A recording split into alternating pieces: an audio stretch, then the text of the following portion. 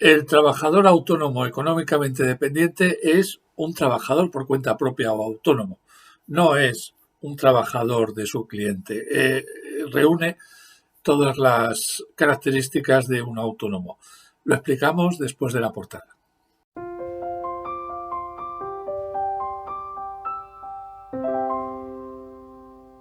Como hemos dicho al principio, el trabajador autónomo económicamente dependiente no es un trabajador de su cliente, es un trabajador autónomo. Vamos a ver, ha merecido una especial atención en la normativa de los trabajadores y en concreto de los trabajadores autónomos, porque se supone que existe una relación más estrecha. Consideramos que un trabajador es autónomo económicamente dependiente cuando, siendo autónomo, es decir, teniendo sus propios medios, ordenando él su actividad y asumiendo él su riesgo y ventura de conseguir beneficios o pérdidas, sin embargo, tiene un cliente preponderante, un cliente al que le factura el 75% o más de su facturación como trabajador autónomo.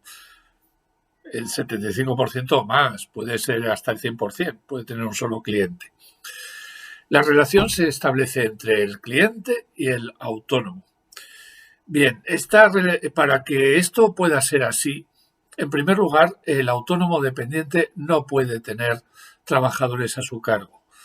Se exceptúan determinados casos de cuando está de baja por maternidad, riesgo durante el embarazo, paternidad, lactancia. Ahí se le puede permitir tener un trabajador que le sustituya durante esas situaciones o incluso tener un trabajador sustituto si el trabajador que ha contratado a su vez pues no está porque se pone de baja, por ejemplo. Pero es el único caso. El trabajador autónomo económicamente dependiente no puede tener trabajadores como regla general. En segundo lugar, no puede ejercer la actividad de manera indiferenciada con los trabajadores de su cliente. Si su cliente es una empresa que tiene trabajadores, no puede ser que el autónomo dependiente, sea uno más entre los trabajadores y funcione como funcionan los otros trabajadores de la empresa. Para continuar, el autónomo dependiente tiene que ser su propio jefe. Tiene que correr él, como hemos dicho hace un rato, con el riesgo y ventura de su actividad. Puede tener ganancias o pérdidas, pero no recibe un sueldo de su cliente. Lo que recibe es el pago de sus servicios mediante factura, como cualquier trabajador autónomo. En este sentido, también es él el que organiza su actividad, es él el que decide sus horarios, decide los medios a utilizar y además es él el que es propietario de los medios que utiliza en su actividad. Es el que monta su oficina, el que compra los programas informáticos, el que compra los suministros, la gasolina, en el caso de los transportistas, etcétera. Bien, para ser autónomo económicamente dependiente tiene que estar reconocido por escrito como tal. Esto significa que su cliente, ese al que le factura más del 75% de sus ingresos, tiene que reconocerlo por escrito. Normalmente normalmente no, es obligatorio hacer un contrato de autónomo económicamente dependiente en el que figurará expresamente este nombre, autónomo económicamente dependiente.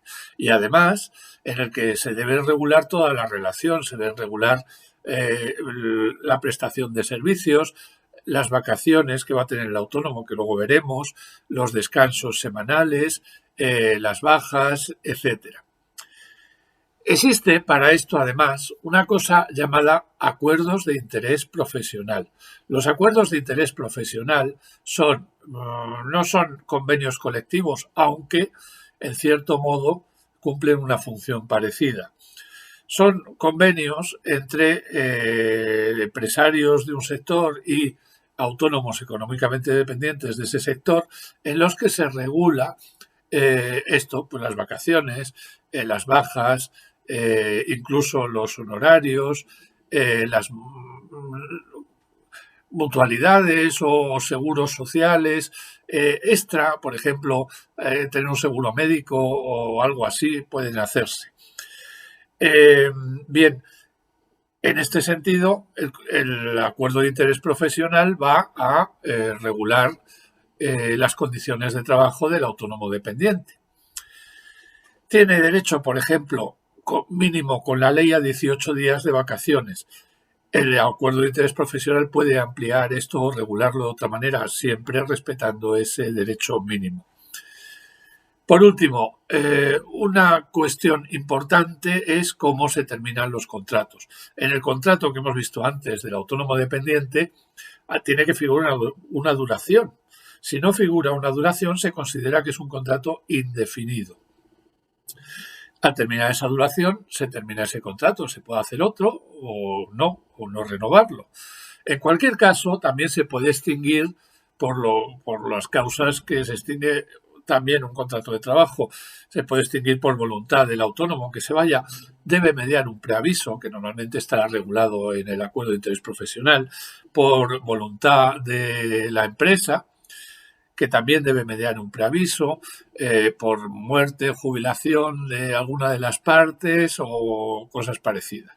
En el caso de que esta terminación del contrato sea por voluntad de una de las partes, del autónomo o del cliente, si no tiene una justificación, por ejemplo, que haya llegado al término pactado, pero también puede ser una justificación pues de que no está produciendo los resultados deseados, etcétera.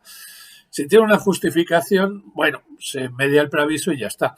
Pero si es injustificado el desistimiento, tanto de uno como de otro, repito, habrá que pagar una indemnización que se calculará, habrá que ver lo que dice el acuerdo de interés profesional a este respecto, también cuánto tiempo queda de contrato, qué ingresos previsibles hay, una indemnización que tiene carácter civil, pero que se calculará de acuerdo con las condiciones del trabajador y el cliente.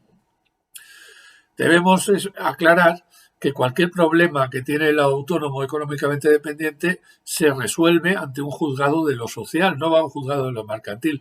Es el juez de lo social el competente para cualquier asunto relacionado con el autónomo económicamente dependiente. De hecho, si lo es, si factura más del 75% en las condiciones que hemos dicho antes y el cliente no le firma el contrato, no le reconoce por escrito que es un autónomo dependiente, puede acudir al juez para que sea el juez el que reconozca esta situación de autónomo dependiente.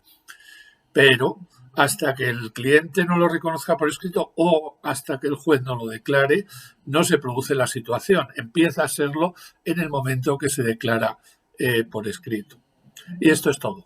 Si les ha sido útil la información, denos un me gusta y pueden suscribirse a este canal de YouTube para ver otros temas de relaciones laborales en España. Muchas gracias.